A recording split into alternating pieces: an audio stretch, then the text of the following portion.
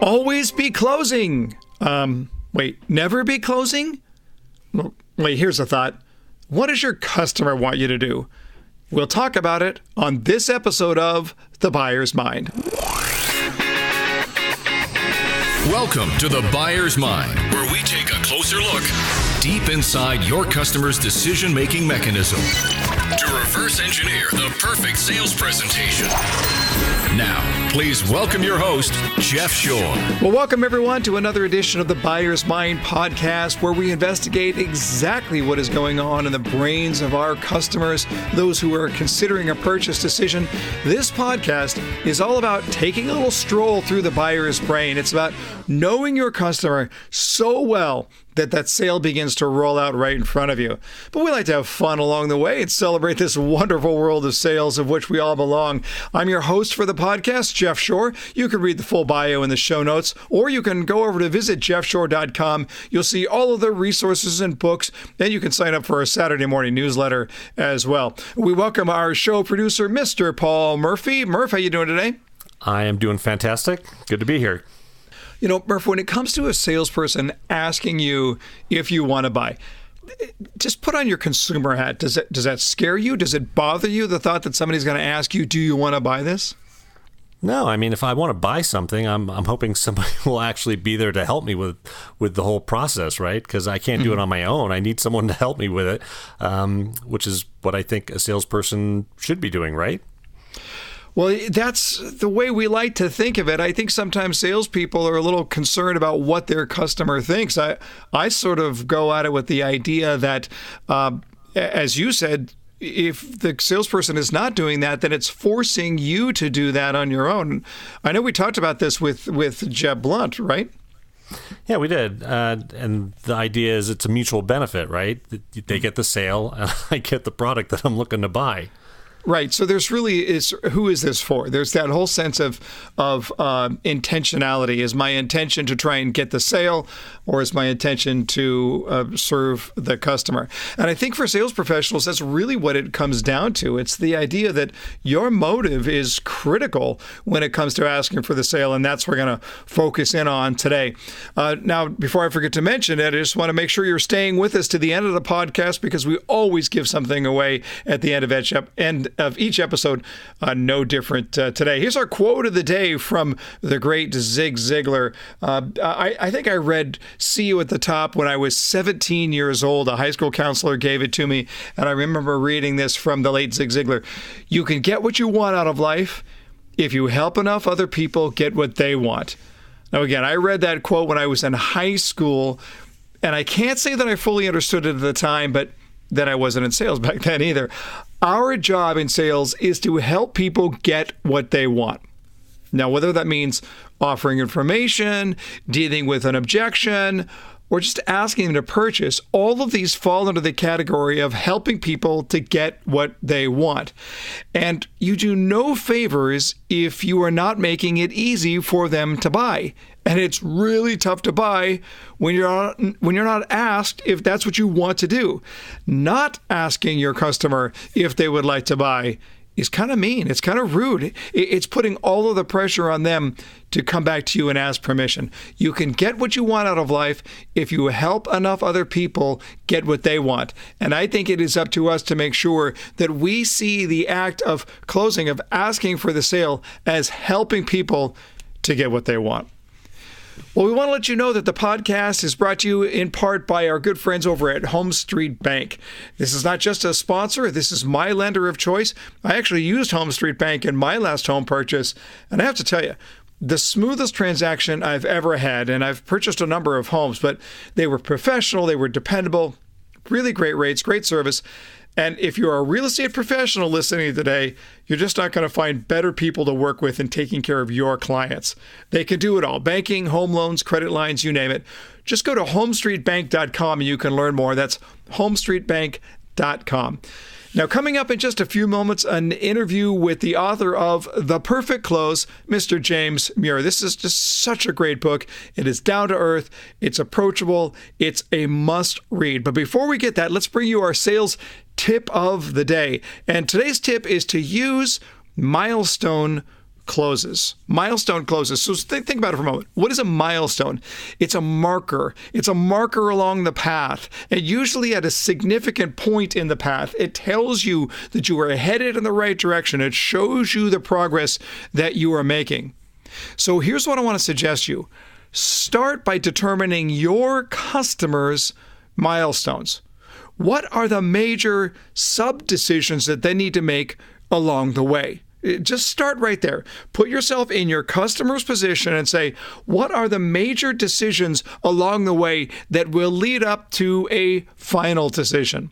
So if I'm selling cars, for example, I'm thinking about my car buyer. I'm thinking, what are some of those decisions? Well, they need to decide on their price range, and they need to decide on the features that are important, and they need to decide on the model and maybe the color. I don't know what it is for you or for your customer, but you've got to start there.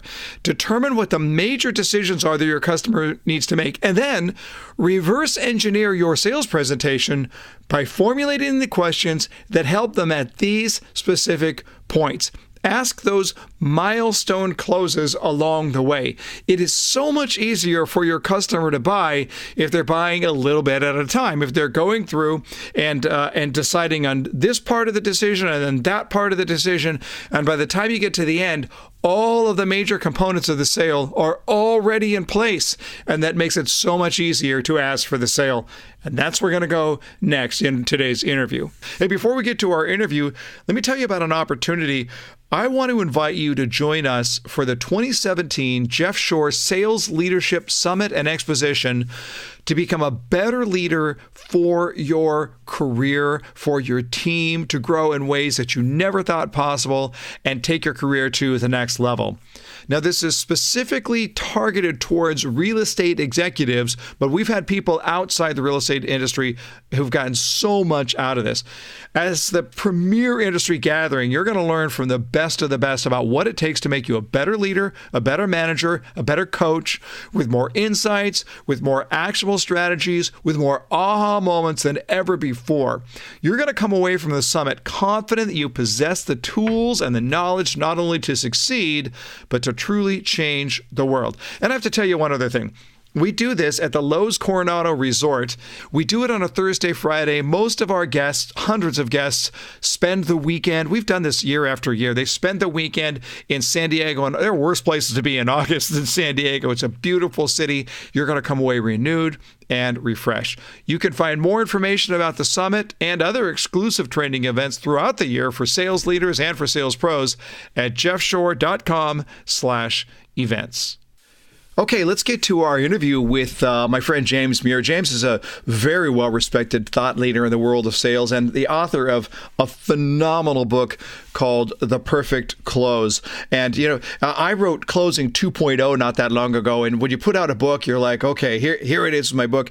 And James' book hit just about the same time. I was like, oh, no, we're going to be competing. But the books, as it turns out, complement each other extremely well. I think either book could have been written by the same authors. So James has been studying the art and science of sales for a long time and very well suited to write The Perfect Close. James Muir, how you doing, sir? Great to be on, Jeff. Thanks for having me. Hey, no, this is going to be fun. I want to talk about closing, but I really want to do this from the buyer's perspective. As I was writing Closing 2.0, I was thinking through, boy, how much does the customer really think about closing, if anything at all? What is your perspective on that? I don't think they think about closing in the sense that a salesperson does. They're just trying to accomplish a goal. And so when it comes when it comes to the context of closing, it's just not really a concept for them. They're just trying to accomplish a goal. And as a salesperson, we should be trying to help them facilitate that.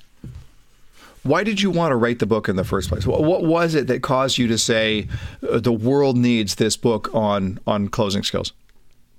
Well, I myself am an accidental salesperson. I'm a technical person. And I just got thrust into sales when we opened up an office in a remote location where they needed someone who could run operations, but also be a selling person. And so I just got drafted into sales. And when I initially got into sales, I didn't know what to do. There were no salespeople. And so I had no mentors that I could look at. So I essentially turned to books. But at first, I very much struggled with closing. I would basically oversell. I would just keep on talking and talking and talking until the customer would stop me and then say, hey, we need to do something.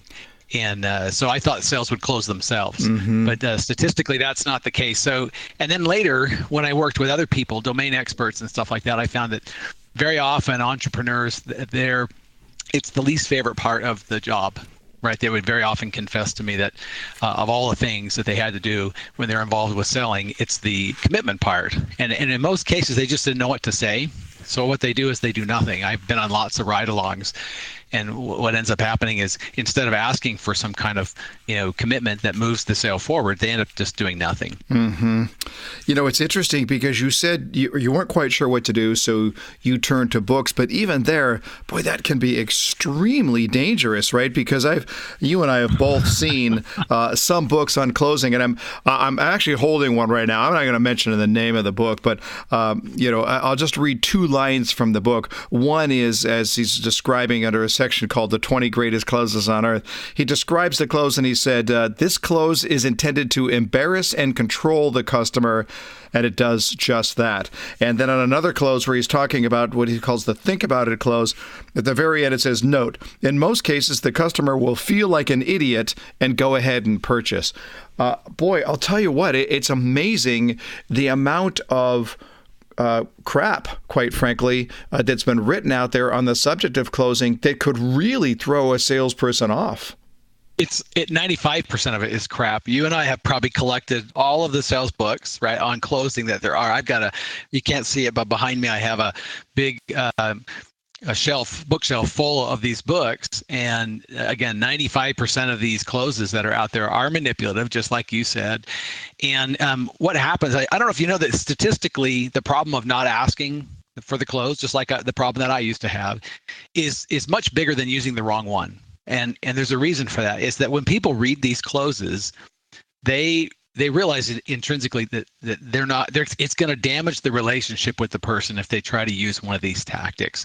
And since they don't feel comfortable about it, they don't actually do anything because they can't come up with a facilitative, natural way of advancing the sale. So they end up doing nothing. And that's true it's 50 to 90% of sales encounters end up with no commitment being asked for whatsoever. It depends on the industry, but that's terrible. But the root cause of that is that people aren't comfortable with these manipulative techniques, which are essentially the most available techniques. You Google it, the first probably 20 hits you're going to get are all going to be manipulative closes. That makes sense to me, James, because when you look at what we ask sales professionals to do, right, we want them to be outgoing and gregarious and relationship oriented.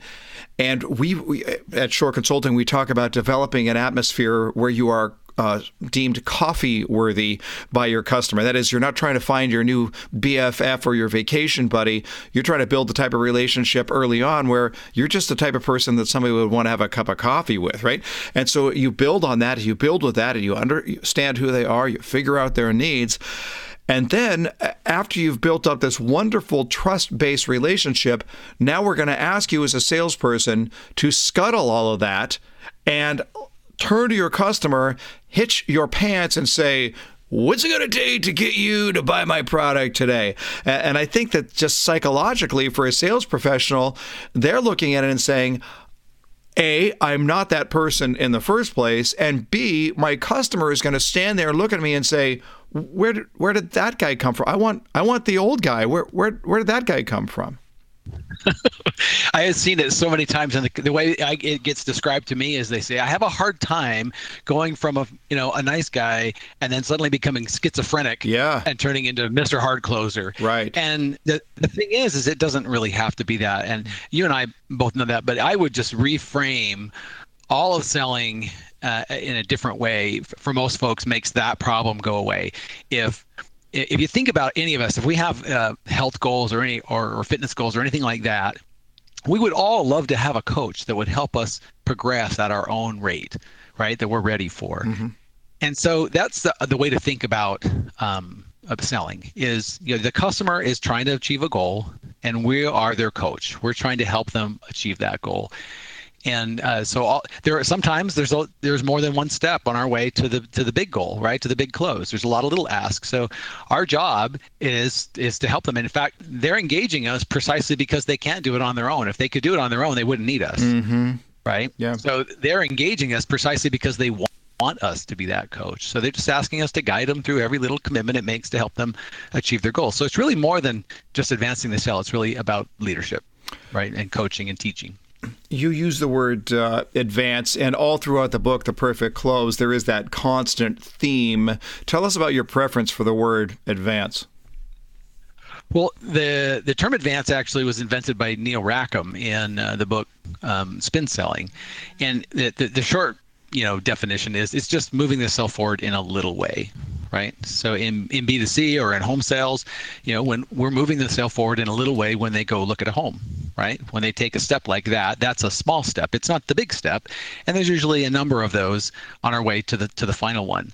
So and that's essentially how the Perfect Close works, is we just want to help facilitate that decision, all the little steps on our way to the big step. I think it's in fact the best close is one that the customer's ready for. Right? It's when we ask them to move faster than they're ready for, that's when it starts to feel like manipulation to them. So we never want to get to that point. So we just ask in the right way. It will never feel that way. It'll always feel like we're just helping them, and then there will be no any of that stigma around pressure is alleviated. One of the things that gets us into trouble now, let me just play the devil's advocate on this conversation for just a moment, James, because we don't want to be that guy, right? We don't want to be the cheap suit and the product and the hair and the blings, smells like Old Spice covering up cigarette smoke, right? We don't want to be that guy. And yet in our desire not to be that guy, there can be an overcorrection. And you and I see that all the time, because when we think about being service-oriented, we generally take away words like pressure. And I get that. I understand why. And yet, there are times when we are called to influence, to persuade, to be a little bolder than we otherwise might be, even when it comes to saving a customer from themselves, right? So where do you find that balance? Because we're not suggesting here that you shouldn't close, but there's a very different way to be able to approach this. Well, I think what you're saying is, the truth is, customers are trying to achieve something. They're trying to be better than they are in some way, right? They're just trying to, and so that's what we're trying to do, is help them be better. So it's okay to be a coach is to push just a little bit to help them be better. Sorry, that's the context. And I guess your question is really about the threshold. How do I know when I'm going too far? And I think if we just ask in the right way, then we can avoid all that. And if you don't mind, I would give it up for your audience. Is the way to do that is maybe suggest what other people do at this stage. Other people at this stage tend to do X. Does it make sense for us to do X? And if you ask in that way, does it make sense? You're not saying, will you do this? Right. That's not what the question is. You got to look closely at the nuance. All we're really asking about is the timing right for this. And we're acting as a coach when we suggest what an appropriate next step is, right? Because they might go embark in this kind of a purchase once in a lifetime, or maybe twice or three times in a lifetime, but we do it all the time. So we're very much in a position to add a lot of value because we can walk them through all the common steps that they're not familiar with. So we're facilitating that decision. But if we just ask them, other folks at this stage tend to do this, does it make sense for us to do that?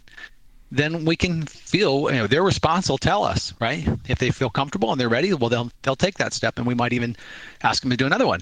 If, on the other hand, they're not, then that tells us a little bit about where they're at emotionally and mentally. And so that keeps us right on the bubble to where we're just exactly where they want to be in the process.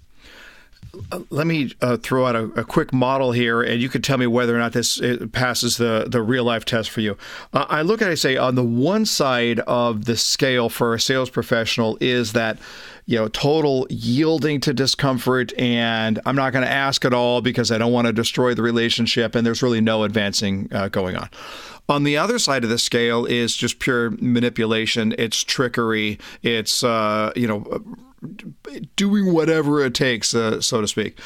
And the barriers or the boundaries in the middle are somewhere between the gentle nudge all the way up to the assertive shove if it's in the customer's best interest. Are you okay with that as boundaries? Because I look at it and I go, the gentle nudge sometimes can be too gentle, but that might be all that customer can take. But on the other hand, there are times when I might be saving a customer from himself or from herself. So I use this example for salespeople in real estate sales. If somebody is thinking about buying a different home, and the salesperson knows this is the right home for you. Now, again, this has to be a customer-centric viewpoint, but that salesperson has to be in a position to say, look, you know what? They have a better deal. They do. I agree. The problem is, every single day, you're going to show up to the wrong home, and you're going to know it.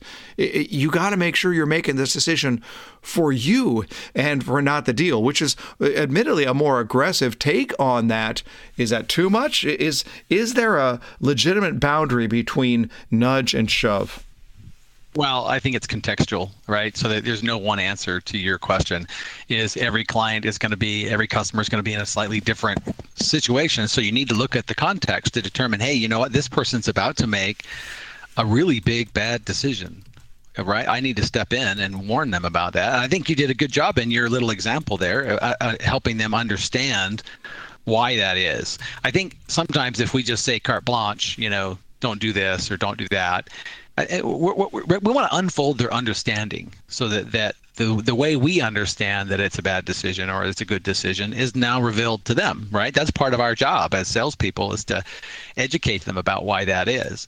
And so you can't take shortcuts in areas like that. Now, on the other hand, if a customer's going to make,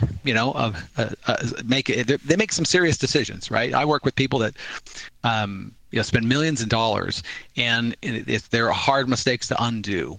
And so if we see that they're going down the wrong path, it's really on us to help prevent them from that. And studies show that they value that when you share that, as long as the intent, and they can sense that the reason that you're doing is you're trying to help them and you're not necessarily trying to do it for yourself. That's where it's different. And they can tell that, by the way. Mm-hmm. Yeah. It's interesting. We just recently interviewed Mark Sanborn for our podcast, and this was one of the questions that he asked is, what does my customer need from me right now? And of course, the easy answer at any given time is to be able to look at it and say, well, what my customer really needs is to explain this feature or to show them this benefit. But at times, what my customer really needs is an agreement, a foundational agreement to any given part of what it is that we're trying to show and demonstrate by way of solution. That might be what the customer needs most, is a closing question. Yeah, agreed. And so you use a little bit of emotional intelligence in that. But again, I think if you ask it the right way, their response is going to tell us where they're at. And that helps us read that a whole lot better. Like I said, if we say, does it make sense? Then we're not saying, will you do this or will you do that? Those questions do have their merit and their moment. But when we're asking them if it makes sense, the timing is right, that their response to that question, if they can't come up with, if they say no, and then we ask them, well, what do you think is a good next step? And they can't come up with it. Well, that tells us a little something about where this person is in our process and maybe how we should be investing our time, because not everyone we're standing in front of is a perfect prospect, right? So knowing that and asking the right way and then listening to their response and then gauging that's an important part of having an emotional intelligence and knowing, what does my customer need at this time? Where do you suppose that a salesperson should get started on this conversation? If we've got somebody listening right now who is thinking, boy, this is my weak spot. I don't like to ask for the sale. I'm not good in this area. I feel under-equipped in that process. Look, I could simply tell them, go buy the perfect close, and I think that's really good advice. But what advice would you have for that person who wants to go on this journey to become more proficient in this area, but right now feels like they're starting at ground zero? Well, I think first they need to diagnose themselves just a little bit. Is it a skill problem or is it a will problem? When I say, is it a will problem, is it that you can't make yourself ask the question?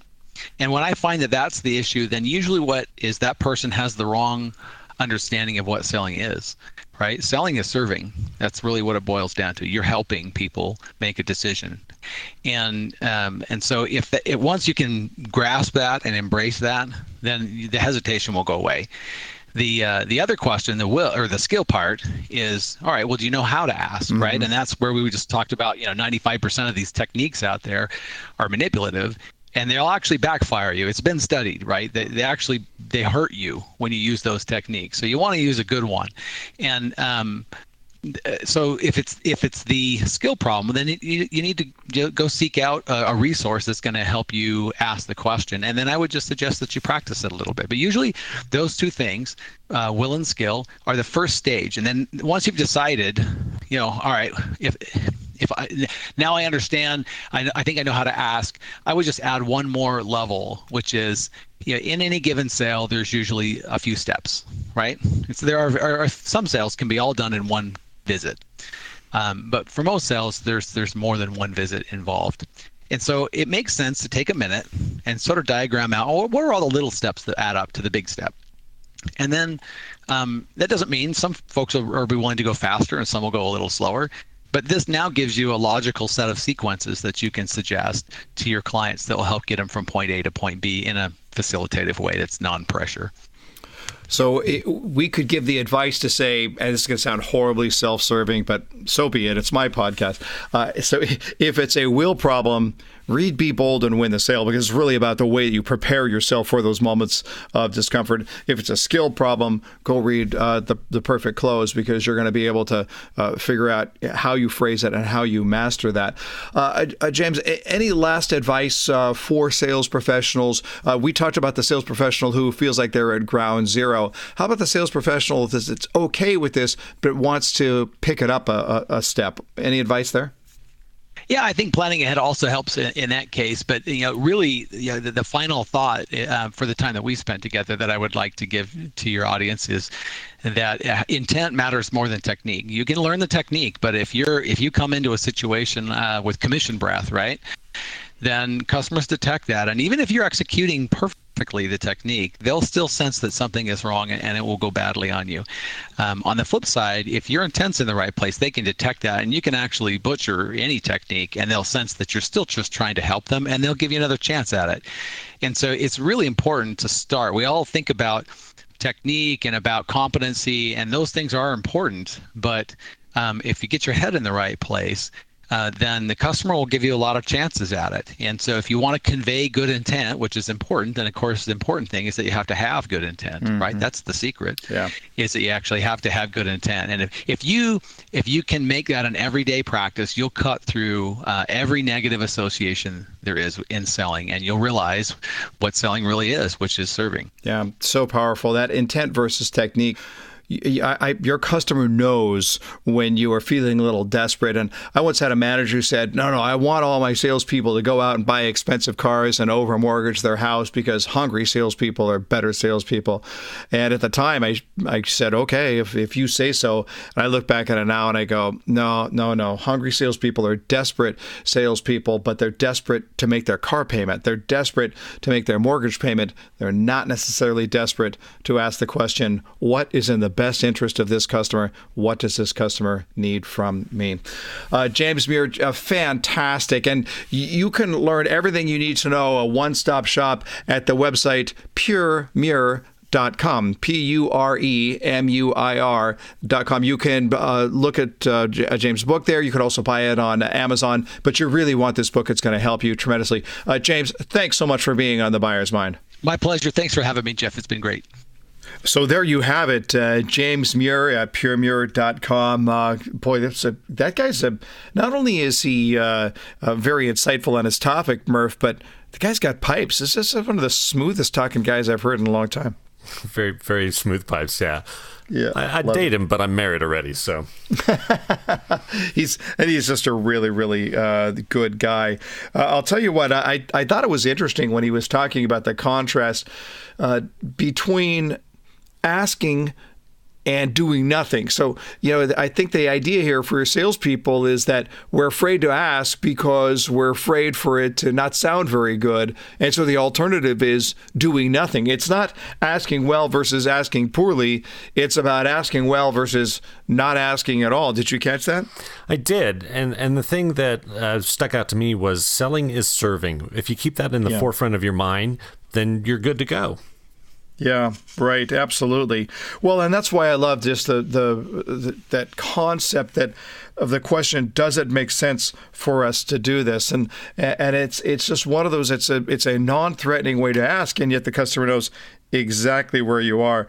James said that bad closes damage relationships, manipulative closes scare people away. Murphy, if you think of yourself just as the layman here, as you're going out and you're shopping for something, maybe that manipulative close worked at some point, but surely you see it coming from a while. You know when somebody is taking advantage of you. Well, it's the used car salesman, right? The greasy used car salesman image that we all have as consumers, that guy is coming in and you're going to get shafted. You're just going to lose out on the deal. And it's very frustrating because it's a hard sale, but he's not helping you. You just feel taken advantage of. Yeah, it's such a great point. If it's okay to help your customer if your intention is to help your customer, but if you just want the sale, boy, everybody knows it. You get that commission breath going on. The other thing that James said that I thought was really great was that the best close is the one that the customer is ready for. And just expanding on that a little bit, just some encouragement. I think this is a key takeaway for anybody in the sales profession who might be listening right now. The best close is that one that the customer is already ready for, which means that asking for the sale it should not be a traumatic event. It shouldn't come out of nowhere where a customer looks at it and says, boy, I didn't see that coming. It should be a series of agreements all the way through the process, and then everybody knows we are there. Now, that doesn't absolve you of having to ask for the sale, but it should be that type of occurrence where there have been a series of agreements, or what I sometimes teach as a decision-making rhythm that is occurring all throughout the process. And the customer has the chance to say no anywhere along the line. But if they are continually agreeing, then you get that principle of commitment and consistency that Robert Cialdini talks about. You get to the idea that customers don't argue with themselves. So if they've continually said yes, not to me, if they've continually said yes to themselves throughout the process, then it becomes a very natural extension by the time it's time to ask for the sale. The best close is the one that the customer is ready for. So don't be focusing just on what that final question is. Think about how you have helped your customer through a series of agreements throughout the entire conversation. You'll always be better off. So before we wrap it up, let me ask you this question. How much do you trust your doctor? How about your accountant or your attorney? It's strange how we hold these people in really high esteem. We revere them. We ascribe the word professional when we think of what they do. But how about you? Do you see yourself the same way?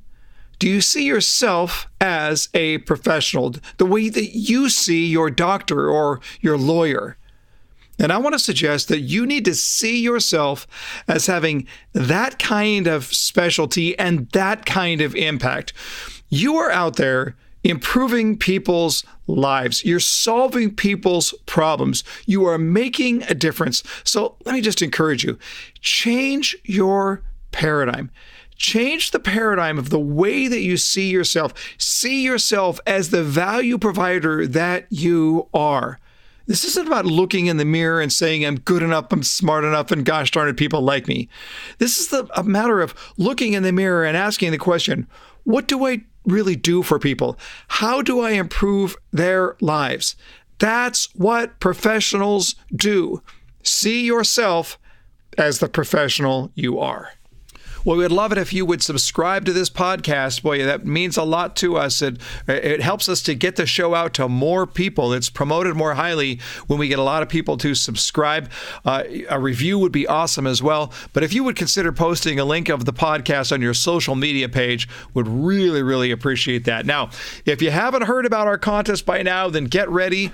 you have the chance to win Bose Quiet Comfort 25 acoustic noise canceling headphones or a Shure Consulting swag bag. All you have to do is download all of the Buyer's Mind episodes, subscribe to this podcast, and leave a review. Okay? It's not difficult. Then go to the show notes at jeffshore.com/podcast and click on the contest link. Just give us the email and the name that you used to write the review on iTunes, and we're going to pick the winners from there. So 10 people are going to win the Shure Consulting swag bag. That includes all kinds of stuff. 5 books, our Shure Consulting coffee-worthy coffee mug. It's great stuff.